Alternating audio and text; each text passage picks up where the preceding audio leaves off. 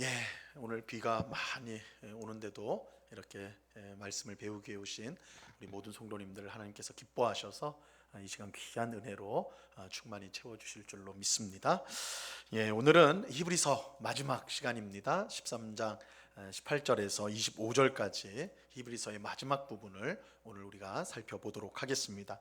자, 유인물을 보시면요, 히브리서의 마지막 우리 이제 부분을 오늘 보게 되는데, 이 편지, 히브리서는 편지입니다. 이제 굉장히 오늘 우리식으로 하면 굉장히 긴 편지인데, 근데 이 편지의 형식을 갖고 있어요. 그래서 이 편지의 마지막 부분에 오는 일반적으로 나오는 내용 네 가지가 이제 나오게 되는데, 제가 이제 소제목으로도 붙였는데요, 기도 부탁이 나오고 또 하나님을 향한 기도가 나오고, 그 다음에 마지막 인사, 그리고 끝에는 이제 축복, 은혜를 구하는 축복을 하게 됩니다. 자, 이제 이 네 가지를 우리가 이제 말씀을 통해 살펴보겠습니다. 우리 18절 말씀입니다. 같이 읽겠습니다. 18절 시작. 우리를 위하여 기도하라. 우리가 모든 일에 선하게 행하려 함으로 우리에게 선한 양심이 있는 줄을 확신하노니. 자, 히브리서 기자는 우리를 위하여 기도해 달라, 기도해 달라고 요청을 하고 있습니다. 이 바울도 편지를 쓸 때 신자들에게 나를 위해서 기도해라, 이제 기도를 신자들에게 요청하는 것을 우리가 이제 종종 볼 수가 있는데요. 우리 가령 에베소서 6장 19절에 보면 바울이 이렇게 에베소 교회 성도들에게, 이렇게 신자들에게 기도를 부탁해요. 우리 같이 한번 읽어봅니다. 또 나를 위하여 시작. 또 나를 위하여 구할 것은 내게 말씀을 주사 나로 입을 열어 복음의 비밀을 담대히 알리게 하옵소서 할 것이니. 자, 바울은 이 편지를 받는 수신자인 에베소 교회 신자들이 자기를 위해서 기도하는데 무엇보다 복음의 비밀을 담대하게 전할 수 있게 해달라고 그렇게 기도를 부탁하였습니다. 이 바울은 가장 위대한 선교사지요, 그죠? 그래서 어마어마한 거리를 돌아다니 이제 거리를 여행하면서 복음을 전했고 또 교회를, 수많은 교회를 개척을 하였습니다. 아마 이제 역사상 가장 위대한 선교사라고 해도 과언이 아닐 것입니다. 그런데 그럼에도 불구하고 바울은 겸손하게 기도를 부탁하죠. 나를 위해서 기도해라. 내가 더욱더 복음을 담대하게, 또한 복음의 비밀, 하나님께서 예수님을 통해서 드러내신 이 복음을 내가 담대하게 물러서지 않고, 특별히 이제 핍박과 여러 어려움이 있었으니까요, 위축되지 않고 전하게 해달라, 이렇게 부탁을 하였습니다. 주님의 일은 능력 있는 사람이 하는 것이 아니라 이 기도를 통해 주의 도우심을 입는 사람이 하는 것입니다. 히브리서 기자도 주의 도우심이 절대적으로 필요하다는 것을 알고 신자들에게 기도를 부탁하고 있는 것입니다. 바울은 위대한 선교사였지만 그에게는 충분한 능력이 있었거든요. 그럼에도 불구하고 내 힘으로 하는 것 아니다, 주님의 도우심이 있어야 된다. 그래서 편지를 받는 신자들에게 나를 위해 꼭 기도해달라. 지금 히브리서 기자도 마찬가지로 그런 마음으로 기도를 부탁하고 있는 것입니다. 여러분, 어떻게 기도를 부탁하세요? 기도를 부탁하십니까? 우리 이제 순모임 할 때든지 어떻게 하든 이제 어떤 모임이 있을 때 내가 요즘에 이런 일이 있는데 꼭 좀 기도해 줘. 보통은 잘 안 하죠. 잘 안 합니다.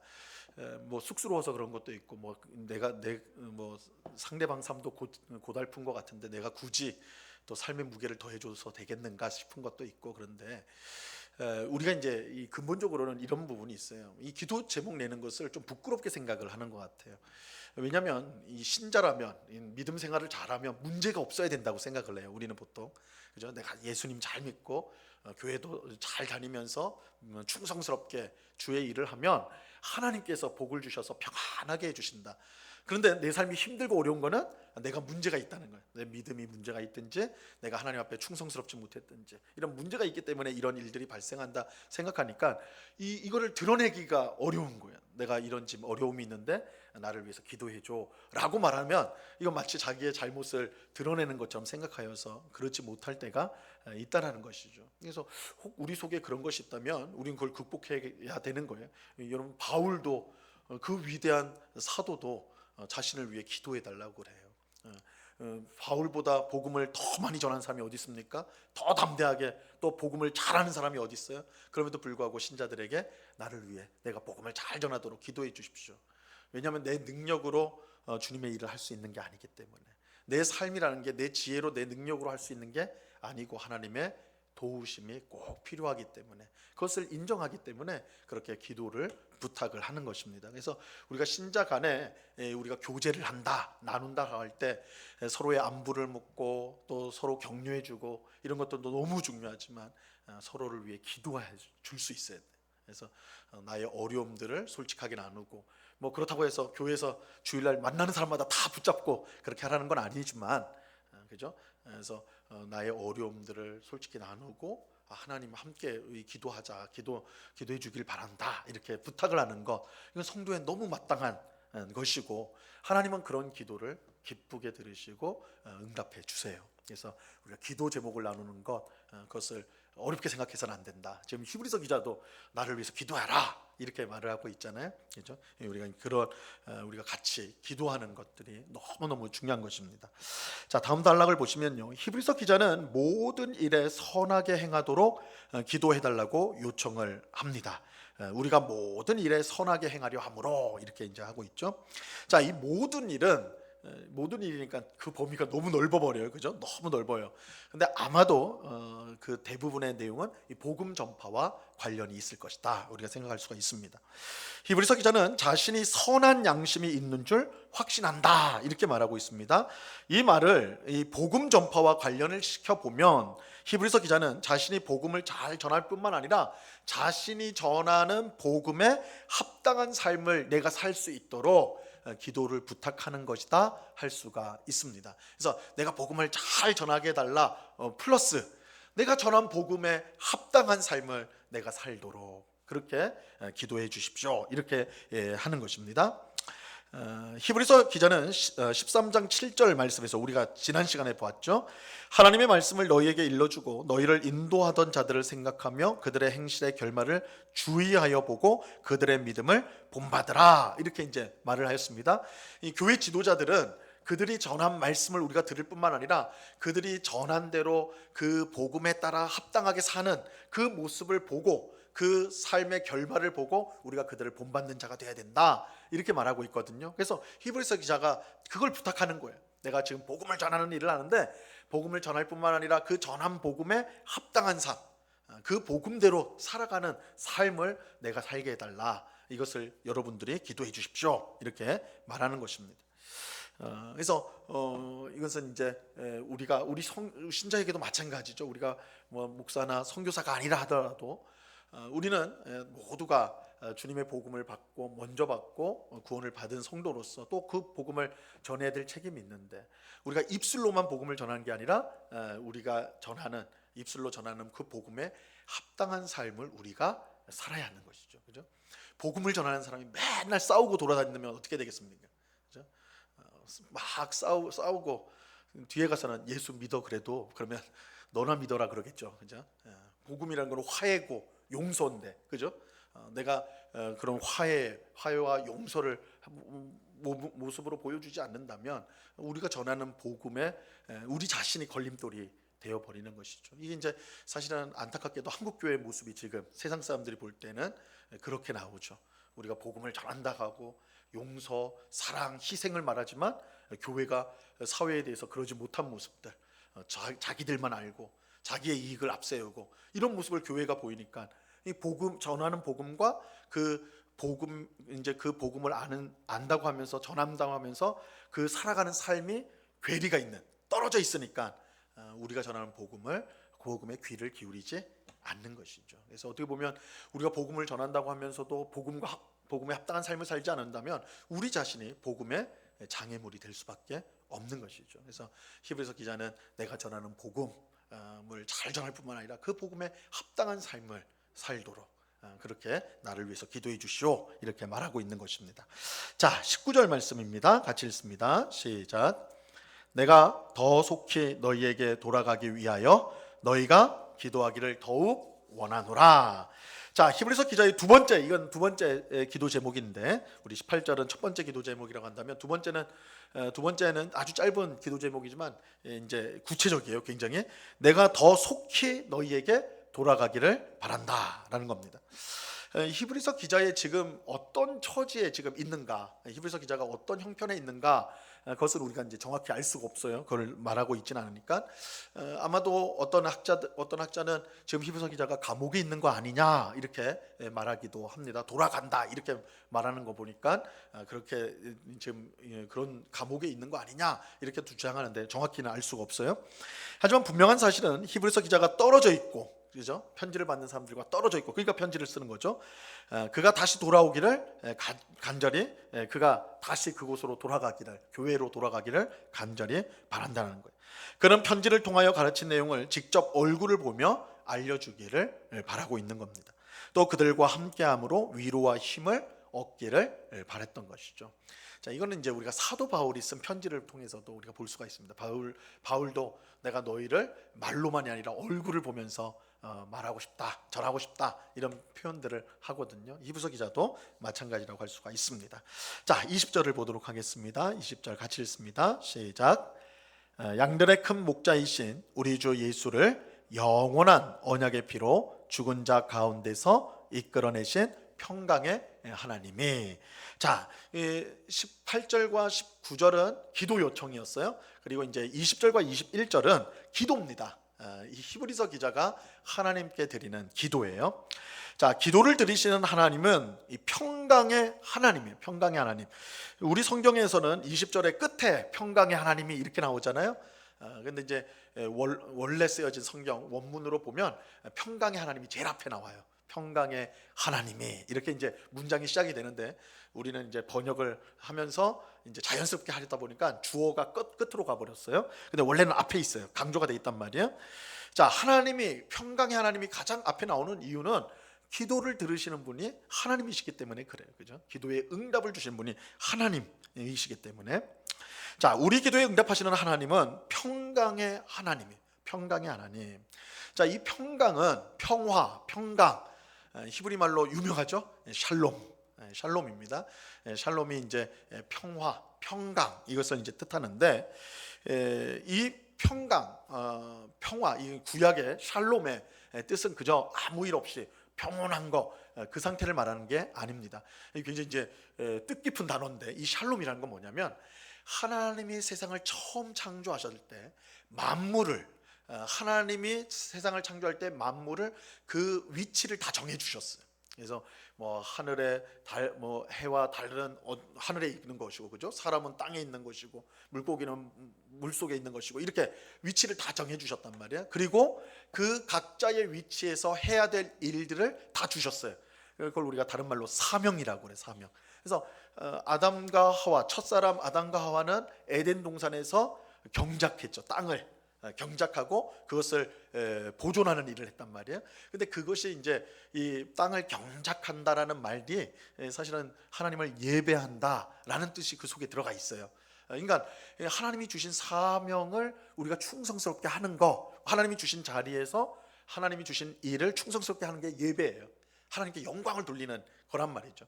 그래서 모든 만물이 하나님이 주신 자리에서 하나님 주신 일을 충성스럽게 하면 그게 하나님께 영광이 되고, 그것을, 그 상태를 우리가 평강, 평화라고 말하는 겁니다. 이게 샬롬이에요. 샬롬. 그러니까 이게 이제 무너진 상태가, 죄로 인해서 무너졌을 때 있어야 될, 피조물이 있어야 될 자리를 벗어나는 거죠. 벗어나 가지고 하나님께서 맡겨주신 일을 내팽개치고 자기 욕망을 따라 하는 것입니다. 이게 인간이 죄를 졌을 때 딱 드러나는 현상이잖아요. 죄를 지어서 어떻게 됩니까? 아담과 하와가 하나님 앞에서 숨죠. 그리고 결국 하나님이 주신 에덴 동산에서 추방이 돼요. 자리에서 벗어나게 되는 것이죠. 그리고 하나님이 주신 일, 땅을 경작하면서 하나님을 예배하고 하나님이 만드신 것들을 다스리는 일을 해야 되는데 무슨 일을 해요? 자기의 욕망 따라서, 그죠? 이제 자기가 원하는 것들을 만들어 간단 말이에요. 하나님이 주신 사명을 버린 것이죠. 이게 이제 죄된 상태, 샬롬이 깨져버린 상태라는 것이죠. 그래서 이 샬롬이라는 것은 굉장히 이제 깊은 의미가 있는 말입니다. 자, 그래서 이것이 이제 죄로 인해서 깨졌을 때 두 번째 단락을 보세요. 하나님께서 평강을 주시는 유일한 방법은 예수 그리스도시다. 예수 그리스도만이 죄로 인해 깨어진 세상을 회복할 수 있는 유일한 방법이 되세요. 하나님은 주 예수를 영원한 언약의 피로 죽은 자 가운데서 이끌어 내셨습니다. 20절에 그렇게 나와 있죠.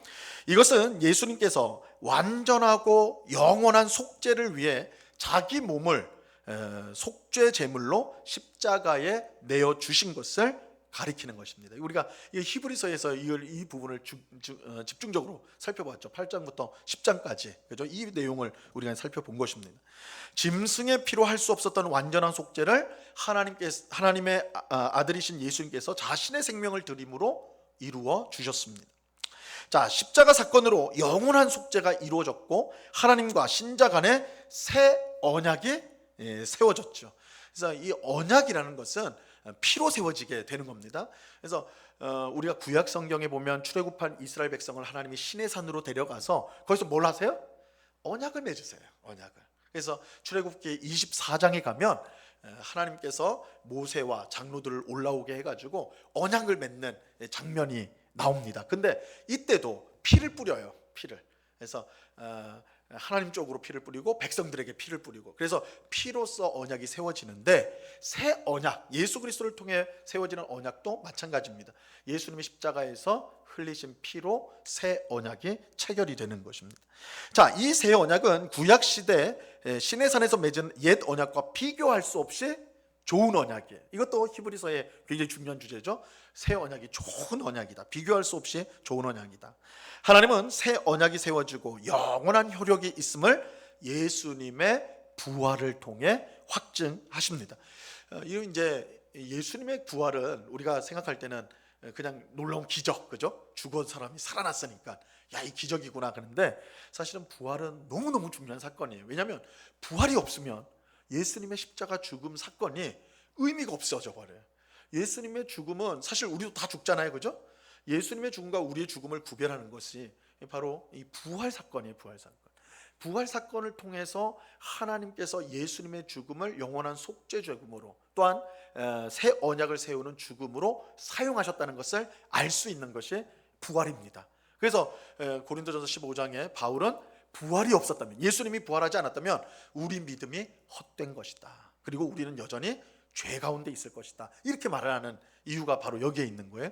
그러니까 이 부활이라는 것은 예수님의 십자가 죽음의 확증이에요. 그것이 우리에게 영원한 속죄를 가져다 주고 또한 우리의 새 언약을 체결하는 피가 된다는 것을 확증하는 것입니다. 자, 예수님의 십자가 죽음과 부활로 죄로 인해 무너진 세상에 평강이 임하게 되는 거예요. 그래서 이제 하나님이 처음 세상을 창조하실 때 창세기 1장과 2장은 그 상태가 샬롬이에요. 샬롬. 모든 만물이 자기 자리에 있어서 하나님 주신 사명을 잘 감당했단 말이에요. 그래서 하나님 보실 때 너무 좋았어요. 보시기에 심히 좋았더라. 근데 3장에서 어떤 사건이 일어난 거야? 타락하게 되잖아요. 그죠? 뱀이 와가지고 유혹하고 아담과 하와가 선악과를 먹음으로 죄를 짓죠. 거기서 이제 깨져버리는 거예요. 이 평강이. 그래서 두 사람이 에덴 동산에서 추방되고 하나님을 예배하는 그 사명을 잃어버리게 되죠. 근데 이 창조 피조물들도 마찬가지잖아요.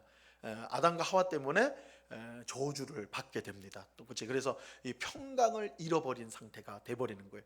자, 그래서요, 여러분들이 이제 로마서 8장에 가면 여러분 구원을 우리가 이제 받는데, 구원을 받잖아요, 그죠? 우리 예수님 믿음으로 구원을 받잖아요. 근데 우리가 이 구원을 받는 것을 우리만 기다린 게 아니라 로마서 8장에 보니까 온 피조물이 그날을 기다렸다, 이 표현이 나와요. 모든 피조물이 하나님의 아들들이 나타나기를 소원했다. 왜냐하면 범죄로 말미암아 샬롬이 깨진 것이 모든 피조물에게도 해당이 되었기 때문에 그래요. 그래서 인간의 구원이라는 것은 단지 우리만 다 구원되는 것이 아니라 온 세상에 구원 소식이 된다. 그래서 이 범위가, 그래서 샬롬이 이루어진다는 것은 우리만 천국에 올라간다 이런 개념으로 생각하시면 안 되고, 깨어졌던, 하나님이 만드신 온 세상에 깨어졌던 평강이 회복되어지는, 그래서 다시 하나님이 원래 정하신 자리로 돌아와서 하나님이 주신 사명을 감당하는 거예요. 그래서 여러분, 우리는 천국에 가서 뭘 해요? 뭐 할래요? 잘 주무신다는 분들도 있을 거예요. 이 땅에선 잠을 좀 못 잤으니까 가서 자야 되겠다. 아니면 좀 뭐 게임 좀 하고 막 이랬을지. 천국에 가서 뭘 할까? 우리 하나님이 정해진, 그죠? 자리에서 역할을 하게 되는 거예요. 그게 뭐냐? 하나님을 예배하는 거예요. 근데 이 예배라는 것을 우리가 이렇게 예배당에 교회도 천국에도 막 예배당이 곳곳에 있어가지고 시간 되면 다 모여가지고 이제 이 땅에서는 우리가 일주일에 한 번 이랬는데 천국 가면 매일 불려 나와가지고 그렇게 하느냐, 그렇게 생각하시면 안 되고, 이 예배라는 것이 살아계신 하나님을 만나는 시간이에요. 근데 이 만남이라는 것이 우리의 예배가, 우리는 이제 물론 이제 저희가 설교하거나 우리 말씀 보면 예배가 우리에게 기쁨이고 즐거움이고 다 복된 것이다 이렇게 말하지만, 많은 분들이 속으로 예배가 그렇게 복된 건 아닌가, 즐거운 건 같지 않은데 버티면서, 그죠, 이 시간을 버티는 분들도 많은데, 그러니까 이제 천국에 가면 예배만 드린다고 그러니까 그런 천국을 가야 되나 막 이렇게 생각도 들고, 그죠. 근데 이게 우리가 이 땅에서 누리는 예배가 사실은 하늘에서 천상에서 누리는 예배의 어떤 맛을, 어떤 그 진짜를 일순간 경험할 수는 있어요. 그런 게, 왜냐하면 우리에게 주의 성령이 주어졌기 때문에. 그래서 아예 별개의 것이다 할 수는 없습니다. 그러나 하늘에서 드려질 예배는 이 땅에서 드리는 예배와는 질적으로 다르죠. 왜냐하면 하늘에서는 우리가 하나님을, 지금은 우리가 하나님이 여기 계시다, 우리는 굳센 믿음으로 앉아 있는 거예요, 그죠? 근데 거기 천국에서는 믿을 필요가 없어요. 계시니까, 그죠? 볼 것이다, 하나님을 볼 것이다, 이렇게 되니까. 그래서 모든 것이 되시는 하나님과의 만남이 예배다라고 했을 때는, 우리가 이 땅에서 누릴 수 있는 가장 극한의 기쁨, 행복, 만족이 이 땅에서 누릴 수 있는 것은 비교할 수 없이 큰 기쁨과 만족과 행복이 주어지게 된다는 것이죠. 근데 이거는 아무리 말로 설명해도 될 수 없는 것이기 때문에, 또 제가 그것을 맛보고 지금 말씀드리는 것도 아니기 때문에, 근데 그런 기대감을 가져요. 그래서 우리가 하나님을 만난다라는 것은 그야말로 모든 것에, 그리고 모든 것이 충만하신 분이요, 모든 사랑으로 우리를 사랑하시는 분이에요, 그죠? 그 앞에 감출 것도 없고 속일 것도 없고. 우리가 이 땅을 살면서 긴장하는 것은 우리가 온전하지 못하기 때문에 늘 감춰야 되거든요. 좀 멀쩡해 보여야 되거든요. 그게 신경이 쓰이고 막, 그러니까 힘든 거예요. 근데 하나님 나라에서, 천국에서는 하나님 우리를 있는 그대로 받아주세요. 그러니까 이 상태도 우리가 이해하기는 쉽지 않아요. 우리는 이 땅에서 그걸 본 적이 없기 때문에. 근데 그래도 이제 어린 아이들을 보면 그걸 보이죠. 어린 아이들은 이제 좀 철이 들기 전에, 어린 아이들은 이 자신을 있는 그대로 받아준다고 생각을 하니까, 그죠? 천진난만한 모습들이 있지 않습니까? 우리는 이제 갈수록 그게 아닌 것을 깨닫기 때문에 스스로 감추고 위장하고, 그죠? 막 이렇게 한다면 꾸민단 말이에요. 근데 천국에는 그럴 필요가 없다. 천국에서는 하나님이 우리를 있는 그대로 사랑해 주시다. 그것을 경험하기 때문에 우리의 예배와 우리의 찬송은 하나님께 영광이 될 뿐만 아니라 우리에게는 가장 큰 만족과 행복과 기쁨으로 주어지는 것이다. 그래서 그걸 누리게 될 것이다. 그래서 우리가 이제 천국을 기대해야 될 많은 이유들이 있는데, 그 중에 하나가 바로 하나님을 만나는 예배가 우리에게 주어질 것이다 라는 것입니다. 이렇게 말해도 별로 마음에 안 닿을 테니까. 자, 그래서 이제 이 평강이 이제 이루어진다라는 거예요, 천국은. 자, 마지막 단락을 보세요. 히브리서 기자는 기도에서 예수님이 누구신지를 우리에게 설명해 주고 있습니다. 자, 우리 20절에 보면 예수님이 누구신지에 대한 몇 가지 설명을 보는데, 첫째, 예수님은 양들의 큰 목자가 되신다, 이렇게 말합니다. 자, 에스겔서 34장 23절의 말씀을 성취라고 할 수가 있는데요, 우리 말씀을 같이 읽겠습니다. 시작. 내가 한 목자를 그들 위에 세워 먹이게 하리니 그는 내 종 다윗이라.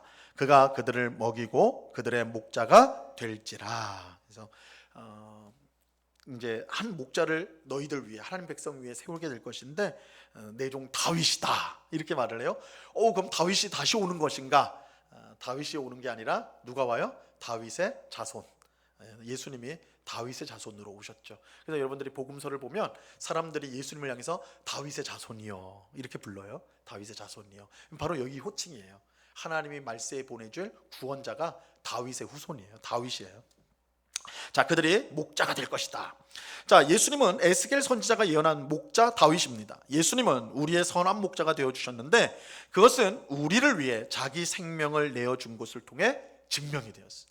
예수님이 선한 목자인 이유는 양을 위해서 죽어주셨기 때문에 그래요. 죽었다는 것은 자신의 가장 귀한 생명을 내어줬다는 거 아닙니까? 그렇죠? 그렇기 때문에 예수님은 가장 선한 목자다라는 겁니다. 자, 또 예수님은 주님이세요. 주님이세요. 그래서 주 예수, 그죠? 주 예수를 이렇게 말하고 있습니다. 주님이세요. 하나님은 십자가에 죽기까지 순종하신 예수님을 부활시켰을 뿐만 아니라 하늘에 오르게 하셨고 그에게 모든 권세를 주셨어요. 하나님 우편에 앉았다는 말이 모든 권세를 주셨다는 뜻입니다. 하나님은 하늘과 땅과 땅 아래에 있는 모든 것이 예수님 앞에 무릎을 꿇게 하십니다. 그래서 빌립보서 2장 10절에 보니까 이렇게 모든 만물이 예수님 앞에 무릎을 꿇는다. 이거는 왜 그래요? 예수님이 주님이시기 때문에 온 우주 만물의 주님이 되세요. 그리고 확실하게 모든 입으로 예수님을 주라 시인하게 하셨습니다. 그래서 예수님은 주님이세요. 예수님 주님이시다. 마지막 날 주님이신 예수님께서 세상에 오셔서 심판하심으로 완전한 평강이 이루어지게 되는 것이죠.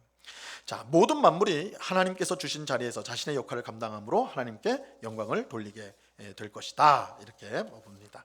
자, 21절로 넘어가겠습니다. 21절 같이 읽습니다. 시작. 모든 선한 일에 너희를 온전하게 하사 자기 뜻을 행하게 하시고 그 앞에 즐거운 것을 예수 그리스도로 말미암아 우리 가운데서 이루시기를 원하노라. 영광이 그에게 세세 무궁토록 있을지어다. 아멘. 자, 20절과 21절은 기도라고 그랬는데 20절에서는 이 기도를 받으시는 평강의 하나님, 그리고 예수님이 누구시냐? 큰 목자가 되신다, 우리의 주님이 되신다, 이렇게 했는데 21절은 기도의 내용이에요. 기도의 내용. 히브리서 기자는 하나님께서 편지를 받는 신자들을 모든 선한 것으로 온전하게 하여 하나님의 뜻을 행하도록 하기를 위해 기도합니다. 그러니까 핵심은 너희들이 하나님의 뜻대로 되기를, 하나님 뜻대로 살아가기를 내가 기도한다, 이거예요. 이제 간단하게. 그런데 자, 여기서 이 온전하게라는 말이 나오죠. 너희를 온전하게 하사. 근데 여기서 이제 온전하게 하사란 말보다는 너희를 준비시켜 달라는 거예요. 준비시켜. 뭘로요? 모든 선한 것으로. 우리 성경에는 모든 선한 일에 이렇게 돼 있는데 모든 선한 것으로. 그래서 여기는 뭐 성령님의 은사도 있을 것이요, 또 우리가 필요한 모든 것들, 뭐 그런 것들이 다 있겠죠. 그런 것들을 주셔가지고 우리를 준비시켜 달라는 거예요. 뭘 위해서 준비시켜요? 하나님의 뜻에 순종하는 삶을 살도록 준비시켜 주시도록 그렇게 기도하는 것입니다. 자, 하나님께서 예수님의 십자가 죽음으로 우리의 모든 죄를 씻어 주셨습니다. 예수님이 십자가에서 흘린 피로 우리는 새 언약의 백성이 되었습니다. 큰 목자이신 예수님께서 우리를 항상 복되게 인도하십니다. 이런 은혜를 받은 우리가 하나님 뜻대로 사는 것은 마땅한 일일 것입니다. 그죠? 그래서 너희가 하나님 뜻대로 살도록 기도하는 것, 이거는 마땅한 일이라는 거예요. 자, 근데 문제는 하나님 뜻대로 우리가 살아야 되는데, 마땅히 살아야 되는데 마땅히 사라지던가요? 어떤가요? 마땅히 사라지세요? 안 되죠. 그게 문제예요. 우리에게 그럴 능력이 없다. 그게 문제입니다. 하나님의 뜻에 순종하려는 마음은 있지만 순종할 능력이 우리에게 없죠. 자, 로마서 7장 19절에서 사도 바울이 이렇게 고백을 했습니다. 내가 원하는 바, 같이 한번 읽어보죠. 시작. 내가 원하는 바 선은 행하지 아니하고 도리어 원하지 아니한 바 악을 행하는도다. 그죠? 이 말씀이 어떻게 공감이 되세요? 나는 안 그런데 나는 선한 일을 하고 싶으면 하는데 그렇게 됩니까? 사실 이거 깊숙이 살펴보면 우리가 진짜 이 말씀에 따라 되어진다는 걸 보게 돼요. 우리 마음속에서 정말 나 이제 하나님을 위해서 살아야지, 내가 이웃을 내 몸같이 사랑하라고 하셨으니까 내가 그래야지. 하지만 그렇게 마음은 먹고 탁 나왔는데 내가 미워하는 사람을 탁 만나면 어떻게 돼요? 얼굴이 울그락불그락 되고 가장 좋은 건 피해가는 것이고 아니면 막 또 싸우는 거죠. 이렇게 마음은 원하지만 되지 않는 거예요. 그죠? 되지 않는다. 원하지 않은 바 악을 행한다. 이렇게 말하고 있어요. 자, 이게 이제 우리 속에 죄가 들어와서 그래서 죄라는 것은요, 그냥 우리 안에 그냥 더러운 오물 덩어리가 있는 것이 아닙니다. 이제 로마서에서 강조하는 대로, 6장에서 강조하는 대로 이 죄는 하나의 세력이라고, 힘이라고 보셔야 돼. 우리를 끌고 가는 거예요. 그래서 사도 바울은 로마서 6장에서 우리를 죄의 노예, 죄의 종이라고 하죠. 죄의 종. 죄의 종이 죄가 우리를 노예로 삼았어요. 그래서 우리에게 우리를 끌고 가는 거예요. 너 절로 가, 그래, 그것처럼. 그래서 우리는 무엇을 해도 죄의 노예로서 사는, 죄를 지을 수밖에 없는 존재가 된다는 거죠. 이게 구원이 뭐냐? 죄의 노예였던 우리가 의의 노예, 의의 종이 된다는 거예요. 의의 종이라는 것은 하나님이 기뻐하시는 일을 할 수 있는 사람이 되었다는 거예요. 이게 구원이거든요. 근데 이제 이전에는 우리가 이 죄의 종이었기 때문에, 그죠? 할 수가 없는 거예요. 그러면 구원받은, 우리는 다 구원받았는데, 근데 여전히 저는 그런데요. 우리 속에 여전히 죄성이 완전히 사라지지는 않았어요. 다만 이전과 다른 점은 뭐예요? 이전에는 죄의 종이었기 때문에 뭘 해도 죄를 졌어요. 근데 지금은 이게 이제 섞여 있는 거예요. 우리 안에 성령님이 계시기 때문에 우리가 성령님의 인도를 적극적으로 순종하면 의의 종으로 살 수가 있는 거예요. 죄를 멀리하고. 그러나 우리가 성령의 인도하심을 거부하고 내 욕망을 따라 살려고 하면 어떻게 돼요? 다시 이전처럼 죄의 종의 모습이 나오는 거죠. 물론 그렇다고 해서 우리가 죄의 종으로 돌아가는 건 아닙니다. 이미 우리는 예수 그리스도의 피로 사신바 되었기 때문에 하나님의 종이 되었고 은혜의 종이 되었어요. 그러니까 돌아가진 않아요. 그럼에도 불구하고 여전히 죄의 종처럼 드러나는 모습은 있을 수 있다는 것이죠. 자, 그래서 히브리서 기자는 모든 선한 것을 주셔서 하나님의 뜻에 순종할 수 있도록 준비시켜 주십시오, 이렇게 기도를 한 것입니다. 여기서 하나님의 뜻은 우리가 핍박받는 상황을 생각할 때는 우리가 히브리서 이 편지에서의 중요한 핵심 중에 하나는 참고 인내하는 거죠. 참고 인내하는 거. 그래서 우리의 믿음을 탈선하지 않고, 이전에 유대교로 돌아가지 않고, 이전에 악한 생활로 돌아가지 않고, 믿음으로 핍박 가운데 어려움이 있어도 꿋꿋하게 나가는 거예요. 그죠? 그래서 이게 하나님의 뜻을 행하는 것으로 보면 이 히브리서 기자 이 편지를 받는 신자들에게는 참고 인내하는 것이 하나님의 뜻이다. 여기서 뜻으로 우리가 해석할 수가, 조금 더 구체적으로 말하면 그렇게 해석할 수가 있습니다. 자, 우리는 하나님의 도우심으로 그의 뜻에 순종할 수가 있습니다. 중요한 사실은 하나님께서 예수 그리스도를 통해 우리를 도와주셔서 결국 하나님이 기뻐하시는 일을 우리 안에 이루어 주신다는 사실입니다.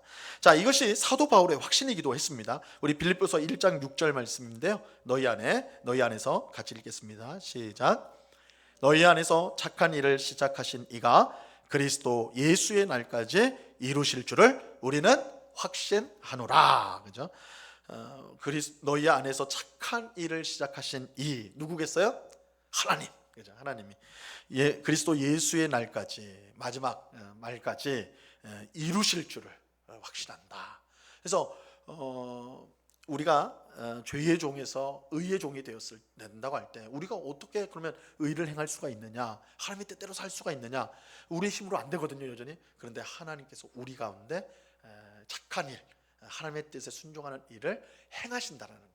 그래서 하나님이 우리에게 주시는 은혜는 우리를 죄에서 구원해준, 건져냈을 뿐만 아니라 그 상태를 계속해서 유지하고 더 거룩해질 수 있도록 능력을 주시는 것까지 포함이 되어 있어. 그래서 하나님이 주시는 은혜는 우리로 하여금 움직이게끔 하는 은혜다. 움직이게끔 하는 은혜다라는 것입니다. 그걸 이제 이렇게 말하는 거예요. 시작하신 이가 이제 이루실 줄을 확신한다, 이 말입니다. 자, 하나님은 우리에게 하나님의 뜻에 순종하라는 명령만 주시는 분이 아닙니다. 명령과 함께 그 명령을 순종할 수 있는 능력을 함께 주시는 분입니다. 그래서 제가 이제 설교 중에서 몇 번 말씀을 드렸는데요. 하나님의 약속이 복된 이유는 뭐냐면, 우리에게 그냥 하나님 말씀이 복된 이유는, 명령, 말씀 다 복된 이유는 그냥 말씀만 던져주고 너 이렇게 살아, 이러면 사실은 우리에게 복될 수가 없어요. 순종할 능력이 없기 때문에. 그런데 순종할 수 있는 은혜, 힘을 함께 주신다는 점에서 복된 것입니다. 그래서 하나님의 명령을 할 때 명령을 우리 받았어요. 하나님이 이렇게 살라고 하시는구나 깨달았다면 거기에 맞는 은혜와 능력도 주신다는 것을 우리는 꼭 기억해야 돼. 그게 우리의 기도의 제목인 거예요. 이게 이렇게 사는 것이 하나님의 뜻인 줄 내가 알았습니다. 이렇게 살고자 합니다. 하나님 도와주십시오. 힘을 주십시오. 은혜를 주십시오. 지혜를 주십시오. 이거는 하나님의 뜻에 합당한 기도인 것이죠. 하나님의 뜻에 합당한, 그죠? 하나님의 뜻을 행하기 위해서 그 능력을 구하고 은혜를 구하는 것은 하나님이 기뻐하시는 것입니다. 자, 하나님을 기쁘시게 하는 뜻에 대한 소원을 우리에게 주시고 그것을 행할 능력도 주셔서 결국 이루시는 분이 하나님이십니다. 그렇게 그런 하나님에게 예수 그리스도를 통해 영광이 세세무궁토록 있는 것은 너무나 당연하다. 그래서 찬양이 이제 나오는 것이죠. 하나님께서 우리 안에서 우리에게 우리를 구원하셨을 뿐만 아니라 구원받은 자로서 살게 하시긴 그 능력까지도 주시니까 우리가 찬송할 수밖에 없는 것입니다. 자, 22절로 가겠습니다. 22절 같이 읽습니다. 시작. 형제들아, 내가 너희를 권하노니 권면의 말을 용납하라. 내가 간단히 너희에게 썼느니라. 자, 히브리서 기자는 이제 마지막 인사를 합니다. 첫 번째가 기도의 요청이었죠. 그리고 두 번째는 신자들을 위한 기도를 했고, 이제 마지막 인사를, 세 번째 부분 마지막 인사를 합니다. 그런 편지를 받는 신자들을 하나님 안에서 한 가족이 된 형제들이라고 부릅니다. 그래서 전에도 말씀드렸지, 초대교회는 우리 성도들을 형제 자매로 불렀습니다. 하나님께서 예수 그리스도 안에서 우리를 한 형제와 자매로 삼아주셨기 때문에. 예수님이 그렇게 말씀하셨죠. 누가 내 어머니고 누가 내 형제요 자매냐? 하나님의 뜻을 행하는 자들이 내 어머니요 형제요 자매다. 그래서 교회가 형제 자매, 하나님 안에서 형제 자매로 되어 있는 겁니다. 그래서 형제들아 이렇게 부르는 것이죠. 자, 히브리서 기자는 형제와 자매된 신자들에게 간곡히 권면합니다. 권하노니, 권면한다는 거예요. 그것은 자신이 간단히 쓴 권면의 말을 용납하라는 것입니다. 자, 여기서 권면의 말은 설교를 뜻해요. 설교를. 그래서 사도행전 13장 15절에 보면 사도 바울이 전도 여행을 가다가 회당에 들어갔는데 회당장에 성경을 딱 읽어놓고는 이제 바울을 딱 보고는 바울이 랍비라는 것을 딱 알아차렸어요. 바울은 사실은 원래는 랍비였습니다. 유대교 선생이었어요. 그러니까 딱 그 모습이 풍채가 드러난 것 같아. 그래서 그 회당장이 바울에게 권면의 말을 할 것이 있느냐 이렇게 말해요. 권면의 말씀이 있느냐, 우리에게 해줄 권면의 말씀이 있느냐. 이 말은 설교할 것이 있느냐. 오늘 같으면 좀 이상하죠. 우리 막 예배드리다가 저쪽에 다른 교회 섬기던 목사님이 오셨는데, 목사님 우리에게 설교 좀 해주시겠습니까? 이러면 좀 이상하죠, 그죠? 여러분들이 저 담임 목사가 저 설교도 준비 안 해가지고 저러는가 그렇게 할 텐데, 이 초대교회 회당 이제 초대교회가 아니라 유대교 회당에서는 이제 랍비들이 오게 되면 이제 그 즉시 우리에게 할 말씀이 있느냐, 우리에게 전해줄 말씀이 있느냐, 깨달음이 있느냐 이렇게 물어보고 있다 그러면 나와서 설교할 수 있도록 했다고 그래요. 그게 이제 관례적으로. 그래서 바울이 이제 전도를 갈 때 항상 회당으로 먼저 들어가요. 한번 여러 사도행전을 한번 보세요. 그러면 바울은 언제나 회당을 먼저 갑니다. 회당에 가서 전하는데, 왜냐하면 그런 설교의 기회가 있기 때문에. 그래서 유대인들에게 복음을 전할 수가 있는 거예요. 그리고 그 안에는 이방인들도 같이 있었거든요. 회당에 이제 자기들이 유대교로 들어오고 싶어하는 이방인들도 있었습니다. 그래서 그들에게 복음을 전할 수 있는 좋은 기회가 있는 거예요. 회당만 가면. 그래서 회당을 항상 갔어요. 그래서 회당에 가서 복음을 전하면 거기에 있는 이제 유대인들은 반발심을 가지고, 근데 이방인들은 귀가 솔깃하죠. 바울의 복음에. 왜냐하면 바울은 유대인, 이방인 없다. 예수 그리스도 안에서 우리는 다 하나다 이렇게 설교를 했거든요. 그 이방인들이 얼마나 좋았겠어요, 그죠? 그래서 딱 바울의 설교를 듣고는 이제 그 회당에 있던 사람들이 분리가 돼요. 그래서 우리 바울 말을 들어야 되겠다. 그래서 당신 더 설교를 해달라 우리한테. 그래서 그들이 교회를 이루어요.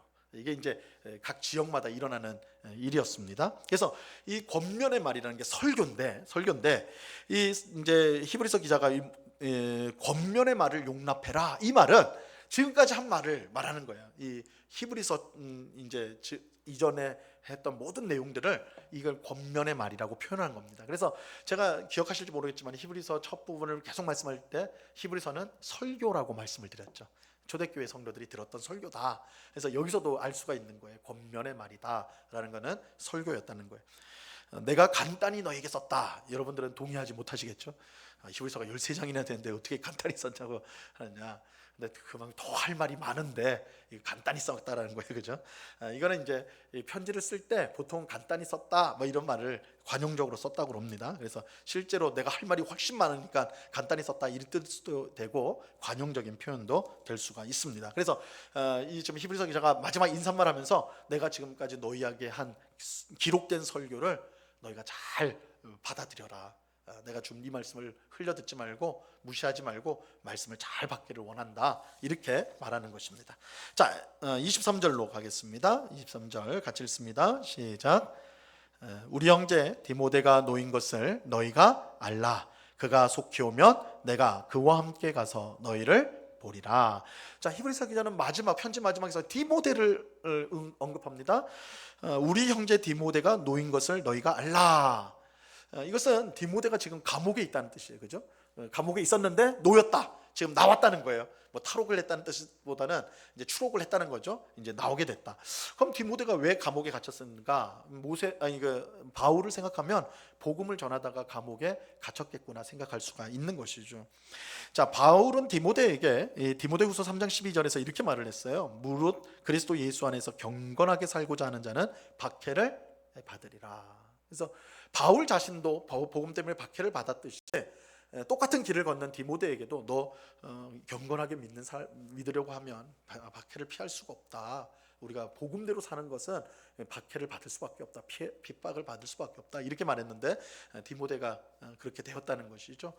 디모데는 사실은 이제 에베소에서 목회를 한 것으로 우리가 이제 알려졌는데 그가 이제 정확히 언제 감옥에 갔고 뭐 이런 사정은 알 수는 없어요. 그런데 이제 이 말씀을 통해서 디모데도 그의 영적인 아버지 바울처럼 복음 때문에 옥에 갇히는 그런 순환을 당했구나. 우리가 이제 알 수가 있는 것입니다. 자, 신자들은 이처럼 복음을 위해 핍박받는 사람들을 귀하게, 존귀하게 여겨야 돼요. 복음 때문에 복음을 위해서 그렇게 살아가는 사람들을 존귀히 여겨야 됩니다. 히브리서 기자는 디모데가 자신에게 속히 오면 그와 함께, 디모데와 함께 방문을 하겠다. 이렇게 이제 말을 했는데, 자, 그래서 여러분 히브리서는 누가 쓴 편지인 줄 아세요? 누가 썼을까요? 히브리가 썼을까요? 히브리서니까 히브리. 사실 몰라요. 왜냐하면 누가 썼다고 말을 안 했잖아요, 그죠? 그래서 이제 정확하게 말하면 알 수 없어요, 저자를. 근데 많은 학자들이 바울로 봐요. 사도 바울일 거다. 물론 반대하는 사람도 많지만 바울이라고 주장하는 부분도 있습니다. 왜냐하면 여기가 하나의 강력한 증거예요. 디모데, 우리 디모데 이렇게 친근하게 여기잖아요. 디모데와 함께 너희를 방문하겠다 이렇게 하는 거 보아서 이 히브리서 쓴 사람이 바울이 아닐까. 특별히 이 히브리서는 구약의 내용들이 아주 정밀하게 나오잖아요, 그죠? 거기에 대해서 이 바울만큼 사실은 바울은 굉장한 이 신학을 배운 사람이거든요. 가말리엘이라는 위대한 스승, 당대의 최고의 스승 밑에서 공부를 한 사람이에요. 율법 교사로. 그러니까 아주 대단한 이제 그 종교적으로 보면 엘리트예요. 완전한 엘리트. 그런 바울이었기 때문에 이 히브리서의 이러한 내용들을 얼마든지 쓸 수 있는 그런 능력이 있었던 사람이었기 때문에 그러지 않을까.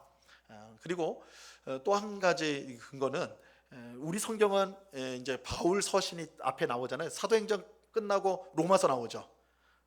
여러분 성경은 안 그런가 보죠? 로마서가 나오는데 로마서로부터 빌레몬서까지 13권이 쭉 나와요. 그게 이제 바울 서신입니다. 그래서 사도행전 다음에 바울 서신이 나오고 바울 서신이 끝나고 이제 공동 서신이라고 해서 히브리서, 야고보서, 베드로 전후서, 유다서 이렇게 이제 유다서가 아니죠? 맞나요? 요한 1, 2, 3서, 유다서 이렇게 이제 쭉 나오는데 그걸 공동 서신, 이제 공통적으로 교회에 보내졌다 이렇게 이제 하는데 우리 성경 순서는 이렇게 이제 로마서부터 빌레몬서까지 바울 서신이 딱 나오고 그다음에 히브리서가 나오잖아요. 그런데 이제 우리 성경 사본들이 있다고 그랬어요. 우리가 가지고 있는 성경에 원본은 없습니다. 구약 성경도 없고 신약 성경도 원본은 없어요. 다 사본입니다. 사본. 만약에 원본이 있으면 어떻게 되겠어요? 그게 이제 우상 숭배가 될 거예요, 그죠? 막 이게 이렇게 될 거일 텐데 하나님이 하여튼 오묘한 섭리로 원본이 없어요. 사본입니다, 다 사본인데 신약 성경도 사본들이 많아요. 뭐 개수로 따지면 5,000개가 넘습니다. 근데 이제 그 서로 막 다 틀리고 이러진 않아요. 대부분 90번, 5, 6번은 다 똑같아요. 약간씩 이제 달라지는 겁니다. 그런데 이제 그 사본들 중에도 굉장히 권위 있는 사본들이 몇 개 있어요. 초창기 사본들은 권위가 있겠죠. 근데 그 중에 하나가 굉장히 중요한 사본 중에 하나가 바울 서신을 딱 담고 있는데 의미심장하게도 순서가 로마서 다음에 히브리서가 나와요. 로마서 다음에 히브리서가 나와. 이 말은 무슨 뜻이겠어요? 히브리서를 바울이 썼다 이렇게 생각한 거예요. 그렇게 편집을 해버린 거죠. 그래서 이런 증거들도 있고 그래서 아마 히브리서가 바울이 쓰지 않았을까 이렇게 이제 주장한 분들이 많이 있습니다. 근데 확실히 알 수는 없다. 천국에 가서 물어봐야 되는 내용입니다. 자, 24절을 가겠습니다. 24절 같이 읽습니다. 시작. 너희를 인도하는 자들과 및 모든 성도들에게 문안하라. 이달리아에서 온 자들도 너희에게 문안하느니라. 자, 히브리서 기자는 자신의 안부를 편지를 받는 신자들이 속한 교회의 지도자들과 모든 성도들에게 전해달라 이렇게 부탁을 하죠. 그러니까 이걸로 봐서는 아마도 1차적으로 히브리서를 받는 신자들은 그 지역에 있었던 여러 가정교회 가운데 하나였던 것 같아요. 그죠? 그 지역에 한 교회만 있었다면 이렇게 너희를 인도하는 자들과 모든 성도들에게 문안해 주라 이렇게 할 필요가 없겠죠. 그걸 같이 읽었을 테니까. 그런데 이것은 다른 데 있다라는 거예요. 그죠? 그래서 우리가 이제 이 부분도 좀 생각해야 되는 게 초대교회, 우리가 이제 성경에 나오는 초대교회에 대해서 얘기를 할 때 초대교회는 우리 뭐 이 교회처럼 이렇게 예배당을 가지고 있지 않았어요. 처음에는. 그러니까 적어도 이제 한 300년대까지 콘스탄틴 황제가 기독교를 공인하기 전까지는 사실은 교회는 핍박 시기에 있었기 때문에 우리처럼 이렇게 건물을 져놓고 여기가 교회입니다 이렇게 하기가 어려웠습니다. 그거는 우리를 핍박해 주시오 막 이런 뜻이 돼버리니까. 그럼 어디서 모였느냐? 집에서 모였어요. 집에서 모였습니다. 그래서 집에서 모이는데 그러면 집이 얼마나 넓어야 되느냐? 그래서 이제 아마도 그 가정집에서 모인 그 교회, 이제 그 자기 집을 교회로 내준 성도는 좀 부자였을 걸로 봐요. 그래서 이제 자기 집을 이제 내주는 거예요. 교회로 주일마다 우리 집에 모여서 이제 예배드리고 식사하고 그렇게 합시다. 이렇게 되는 것이죠. 그래서 이제 가정교회, 이제 오늘날 우리 한국 교회도 가정교회 운동도 하고 막 이런데 이거는 본질적으로 성경에 나오는 가정교회랑은 맥이 달라요. 그 분위기가 다른 겁니다. 초대교회는 우리는 교회당 싫어, 우리는 가정에서 할래 이래서 그렇게 된 게 아니에요. 핍박 때문에 어쩔 수가 없는 거예요. 건물을 지을 수가 없었어요. 그러니까 가정으로 모을 수밖에 없었습니다. 그래서 뭐 고린도로든지 에베소로든지 로마, 특히 로마 같은 데는 이제 교회가 많았을 거 아니에요. 성도들이 많았을 거 아니에요. 그러니까 교회도 곳곳에 많았을 수밖에 없는 것이죠. 가정집마다, 그죠? 이제 한 지역에 여러 가정교회들이 있는 겁니다. 여러 가정교회들이 있는 거예요. 그래서 이 히브리서가 어느 한 가정교회에 갔을 때 이제 이 히브리서 기자가 다른 너희 지역에 있는 지도자들 그리고 신자들에게도 우리의 문안 인사를 전해달라 이렇게 이제 부탁을 하는 것입니다. 그래서 당시 교회가 가정교회였다. 여러분 빌레몬서 보시면 이 빌레몬이라는 사람이 주인공인데 여러분 뭐 오늘 댁에 돌아가셔서 빌레몬서 한번 읽어보세요. 읽는데 5분도 안 걸려요. 3분 걸리면 한 장밖에 없어요. 한 장, 25절. 근데 제가 이제 그걸로 MD 이제 목회학 할 때 신학교 가서 그걸로 이제 논문을 썼거든요. 그래서 제가 그 내용은 잘 알아요. 아는데 그 빌레몬서 할 때 이 빌레몬은 사람 이름인데 어떤 사람이냐? 그 빌레몬의 집에서 교회가 모였어요. 그러니까 자신의 집을 교회로 내줬던 가정교회, 거기로 바울이 빌레몬이라는 사람한테 편지를 쓴 게 빌레몬서입니다. 그래서 이제 이런 증거들이 이제 여럿 있습니다. 가정교회였다라는 것이. 자, 그래서 이제 그렇게 했고 특별히 인도하는 자들을 언급하죠, 그죠? 너희를 인도하는 자들과 및 모든 성도들에게 이렇게 해서 인도하는 자들을 언급하는데 그것은 우리가 앞서서 13장 7절과 17절에서 인도하는 자들, 리더들에 대한 지도자들에 대한 내용이 나오잖아요, 그죠? 그들의 너희의 교회를 세우고 이미 그 사명을 마치고 지금은 하나님 나라에 간 그 지도자들의 마지막을 너희가 잘 보고 본받아라. 그렇게 하고 그의 7절, 17절에서는 지금 너희를 지도하고 있는 사람에게 순종하고 복종하라 이렇게 돼 있잖아요. 그래서 히브리서 기자가 마지막에 이 지도자들을 굉장히 중요시 여겼는데 그런 지도자들에게 문안 인사를 전해달라. 이것은 이제 잘 어울린다고 할 수가 있습니다. 자, 히브리서 기자는 지금 이달리아에서 온 자들과 함께 있습니다. 이달리아는 어디일 것 같아요? 이탈리아죠. 이탈리아, 그죠? 이탈리아인데 이제 그 당시에 로마로 생각하시면 돼요. 로마. 자, 이달리아, 즉 로마에서 온 신자들이 지금 히브리서 기자와 함께 있는 거예요. 이달리아에서 온 자들도 너희에게 문안을 한다. 이달리아에서 온 사람들, 로마에서 온 사람들이 나랑 같이 있기 때문에 너희에게 인사한다 이 말이죠. 그래서 이걸 이제 보면서 굳이 이렇게 말한 이유를 보면 이 편지를 받는 교회가 로마 교회겠구나 이렇게 생각해 볼 수 있는 여지가 있는 거예요. 이렇게 보면 그래서 이거 확실하진 않아요. 그렇게 이제 로마에 있는 너희에게 보낸다 이런 말은 없으니까. 그러나 이런 힌트들을 우리가 좀 생각해 볼 수가 있습니다. 자, 마지막 절입니다. 25절 같이 읽습니다. 시작. 은혜가 너희 모든 사람에게 있을지어다. 자, 히브리서의 끝은 축복입니다. 은혜가 모든 신자에게 있기를 바라는 것으로 편지가 마무리가 됩니다. 이 은혜는 삼위일체 하나님으로부터 주어지는 은혜예요. 여러분, 신자는 은혜 없이는 살 수가 없습니다. 바울의 고백처럼 신자는 은혜로 된 사람들입니다. 내가 나 된 것은 하나님의 은혜로다. 그죠? 그래서 내가 모든 사람들보다 많이 수고하였지만 내가 한 것이 아니라 누가 했다고요? 내 속에 있는 하나님의 은혜가 하였다. 이렇게 하죠. 그래서 내가 나 된 것, 내 정체성도 은혜요. 내가 지금 무엇을 한다고 한다면 그 모든 일을 하는 것도 하나님의 은혜다. 그래서 바울은 하나님의 은혜로 설명되는 인생이었던 것이죠. 근데 이게 바울만 그럴까요? 우리도 마찬가지죠. 우리도 하나님의 은혜가 없이는 존재할 수도 없고 살 수도 없는 것이 우리들입니다. 이런 점에서 사실은 우리는 우리 신자를 다른 말로 표현하면 하나님의 은혜를 알아가는 사람들이라고 할 수가 있을 것 같아요. 평생. 왜냐하면 우리는 사실 하나님의 은혜를 다 알았다고 할 수가 없잖아요. 그 증거가 뭡니까? 원망하고 불평하고 짜증내고. 우리가 하나님의 은혜가, 내 존재가 은혜요, 내가 하는 모든 것이 은혜라 한다면 사실은 불평할 것이 무엇이 있겠고 짜증낼 것이 무엇이 있겠고, 그죠? 우리가 원망할 것이 무엇이 있겠습니까? 다 은혜인데, 그죠?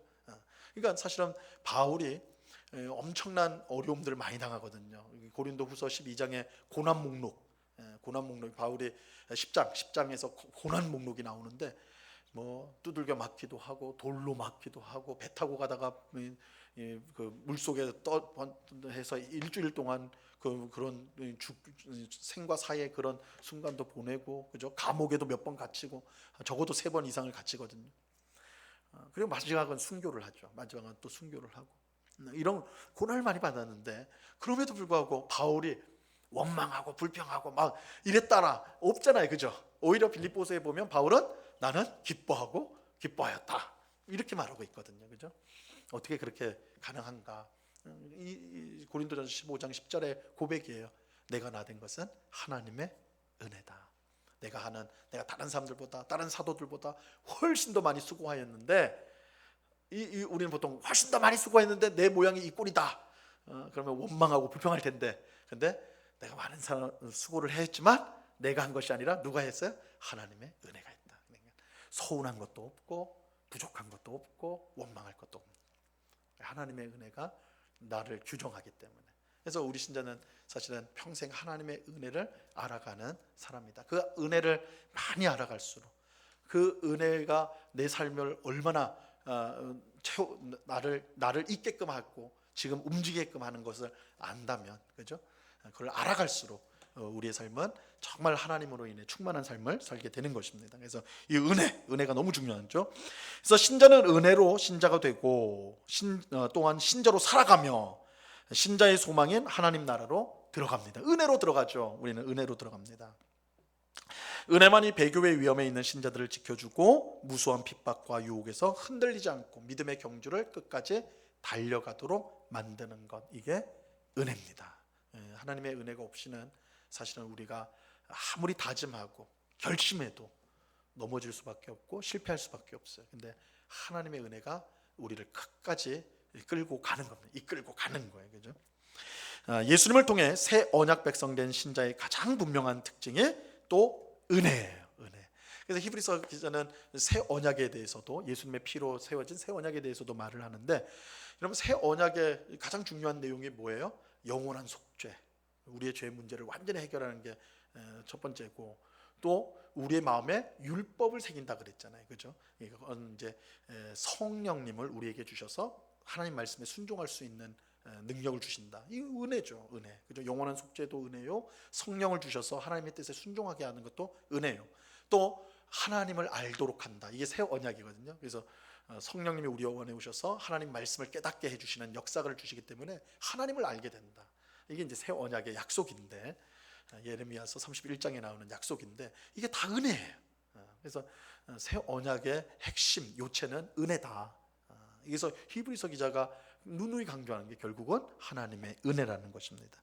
그래서 히브리 기자는 편지를 받는 모든 신자에게 이 은혜가 임하기를 간절히 소망하였던 것입니다. 그래서 은혜가 너에게 있을지어다, 너희 모든 사람에게 있을지어다.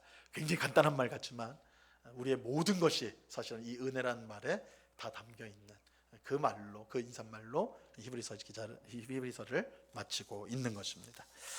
예, 기도하겠습니다. 하나님 아버지, 예, 감사합니다. 오늘 히브리서 마지막 부분을 우리가 함께 살펴보았습니다. 우리가 히브리서 전체 말씀을 우리가 배웠는데 이 말씀을 우리 마음속에 잘 새기게 하시고, 특별히 핍박 가운데, 또한 배교의 어려움 가운데 믿음을 포기하고 또한 세상과 타협하려는 그런 모습 속에 있는, 그런 형편에 있는 신자들을 향한 경고와 권면과 또한 사랑의 말씀인데, 오늘 우리 시대에도 꼭 필요한 말씀인 줄 알고 이 말씀을 우리 마음속에 잘 새기고 순종하는 주의 백성들이 되게 주시옵소서. 히브리서 기자가 마지막으로 축복한 것처럼 하나님의 은혜, 삼위일체 하나님이 주시는 은혜가 오늘 성경 공부에 참여하는 우리 모두에게 영원토록 임하여서 그 은혜로 늘 힘있게 살아가는 저희들 되게 해 주옵소서. 우리 주님께 감사하며 예수 그리스도 이름으로 기도드리옵나이다. 아멘.